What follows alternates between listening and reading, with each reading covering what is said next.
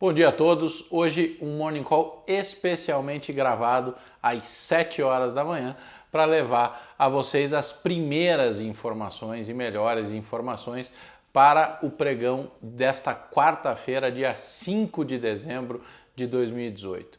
Pregão este que sucede uma sangria generalizada nos mercados internacionais.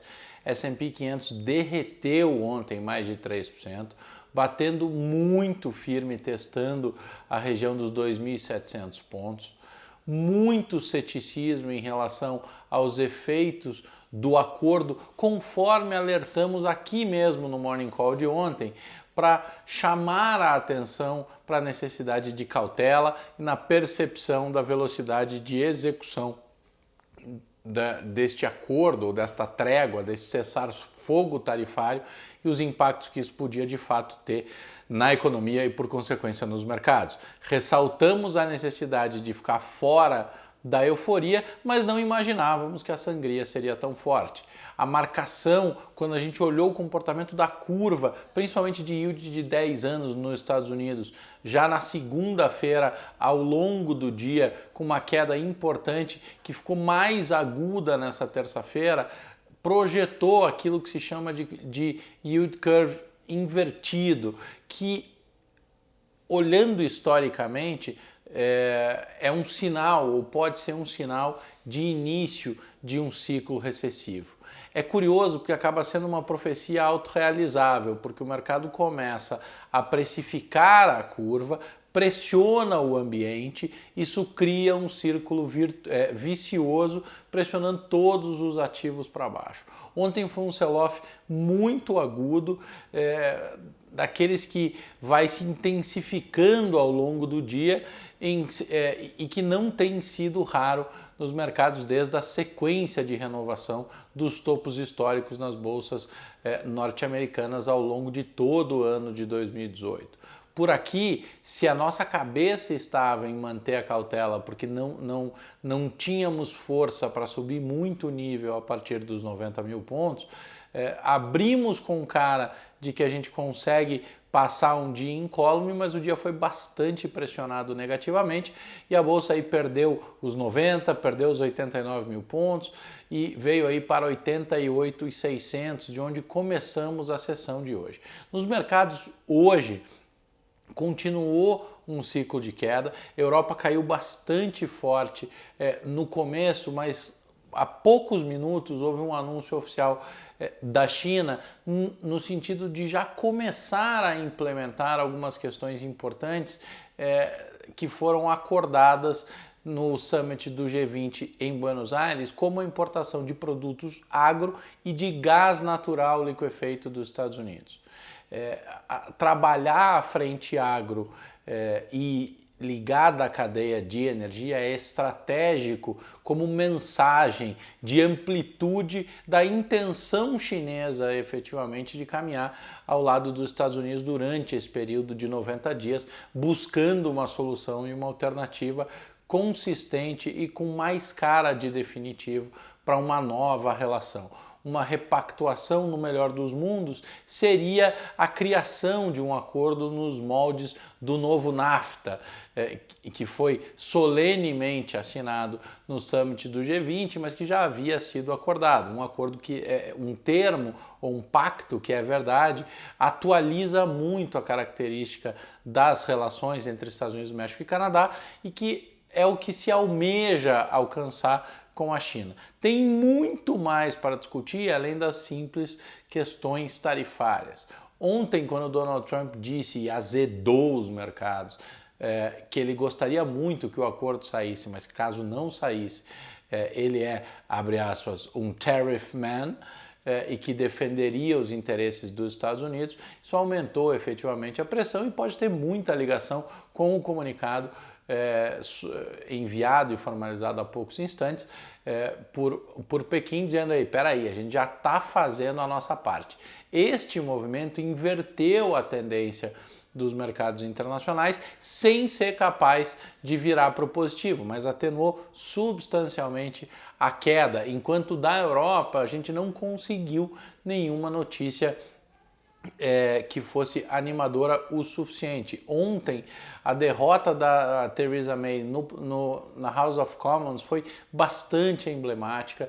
Ela foi forçada pelo parlamento a abrir o parecer que ela recebe do Departamento de Justiça sobre o Brexit. Há uma pressão muito grande da oposição que vem aglutinando cada vez mais apoiadores no sentido de se criar um plano B para o deal proposto pela Theresa May e validado pela União Europeia no final de semana retrasado, em uma reunião bastante rápida, tentando criar uma ideia de soft Brexit, criando um caminho gradativo de saída, bem típico inglês daquele que quer fazer sem machucar, quer ser bastante educado, conservador e lento nas movimentações. Acontece que geopoliticamente isso não é tão simples assim. Existe nas questões ligadas à União Europeia todos os acordos assinados, falei ontem, tenho falado sucessivamente, revisitando o Tratado de Lisboa, Tratado de Maastricht, e ali, ao tratar tantos diferentes como iguais, a União Europeia ficou bastante amarrada às suas próprias convicções e a dificuldade de se criar evoluções da união das 28 nações para agora 27 mais um, com eventualmente a saída do Reino Unido. Ainda é muito difícil e hoje o mercado sofre com a falta de liquidez em função do feriado, que não é feriado, mas do fechamento das bolsas americanas em respeito e homenagem ao presidente George H.W. Bush, que faleceu neste final de semana.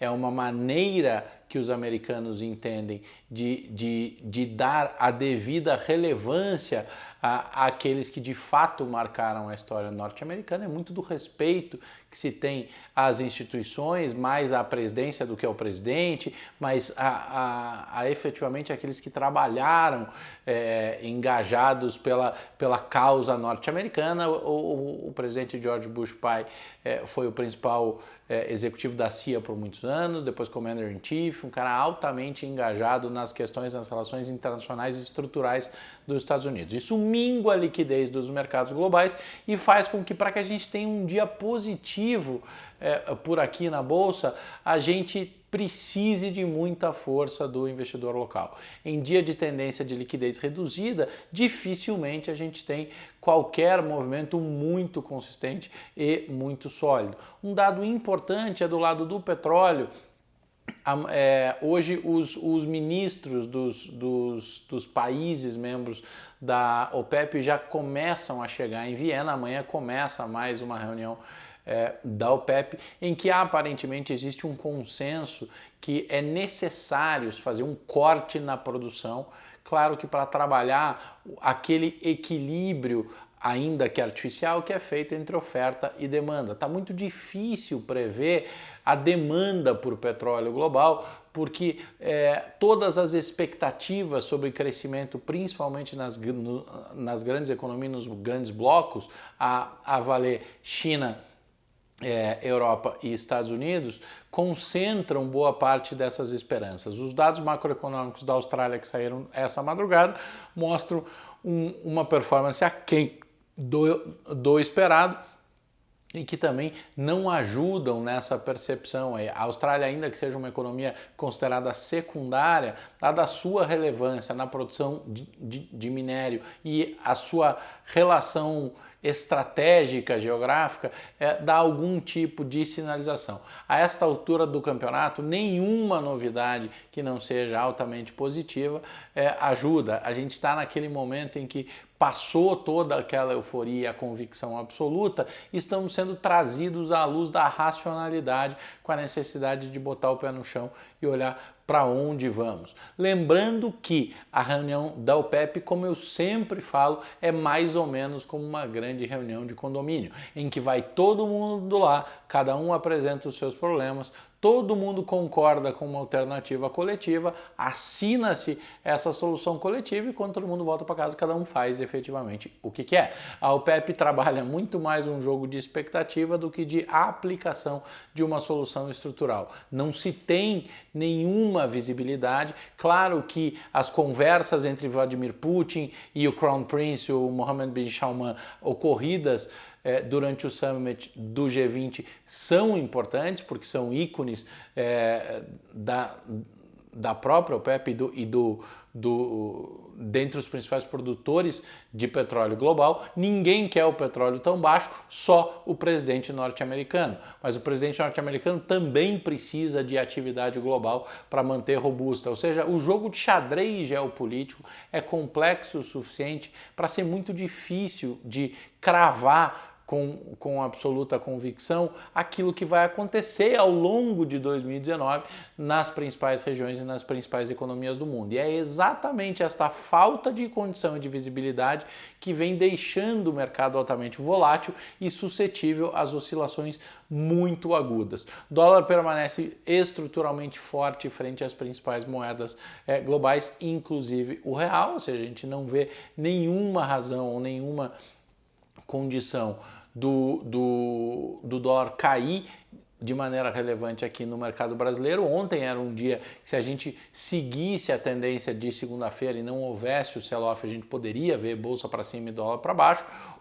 Hoje já é diferente, com menos liquidez e menos convicção, ainda que os ânimos tenham arrefecido, a gente pode ver aí uma recuperação da bolsa em função da queda de ontem, porque a gente segue vivendo um clima e uma condição de fundamento, verdade que se diga, seletiva, meio que de caiu, comprou na Bolsa Brasileira, e sem o gringo para bater, ou seja, hoje é o dia em que a gente joga sem ninguém de fora para bater na gente, ou com muito menos gente de fora, evidentemente, porque o mercado americano é que concentra o grande volume de liquidez para cá. Eu espero um dia de consolidação por aqui, um mercado sem muita tendência, sem muita convicção, e esta é a grande mensagem para o dia de hoje, tentar encaixar as peças do xadrez geopolítico, todos os principais mercados sendo chamados à razão, e ainda que Wall Street não esteja operando, o mercado norte-americano certamente estará muito aceso, de olhos bem abertos e ouvidos atentos a tudo o que acontece globalmente, tentando redesenhar esse mapa, tentando oxigenar, tentando criar uma perspectiva positiva e evitar um sell-off mais agudo. Olhar para as curvas de juros vai ser bastante importante, como eu disse no começo desse Morning Call, acaba virando uma espécie de profecia autorrealizável do lado ruim. A gente espera que isso não aconteça, mas vai ficar bastante atento e levando a vocês sempre o senso de responsabilidade, de cuidado e de cautela. Fico bastante satisfeito que, ao ver um dia tão negativo nos mercados globais, a gente tenha conseguido levar vocês, antes do pregão, em que a expectativa ainda era muito positiva, a percepção de cautela. Canja de galinha nunca matou ninguém, a cautela nunca fez mal para ninguém, e em momentos como esse, com fragilidade estrutural geopolítica e perspectivas bastante nebulosas à frente, o nosso papel é seguir cavando, tirando a fumaça da frente para levar vocês a visão marginalmente, pelo menos, mais clara, para que possa guiar as operações de vocês ao longo do dia. Eu agradeço demais a todos. Muito provavelmente amanhã, não tenho agenda aqui exatamente em mãos, a gente não tá na Eleven, eu estou tendo, por questões pessoais, que fazer essa gravação muito cedo e fora, mas eu acho que amanhã o Rafi já está de volta. Se não for amanhã, o Rafi está de volta no Morning Call, trazendo a vocês toda aquela visão tradicional em que faz todos os comparativos, com todos os gráficos, com todas as tendências para o dia. Certamente ele volta no final de semana, no domingo, com o Rafi. Para mim, eu deixo aqui um grande abraço, agradeço a todos vocês e uma ótima sessão para todos. Até mais, tchau!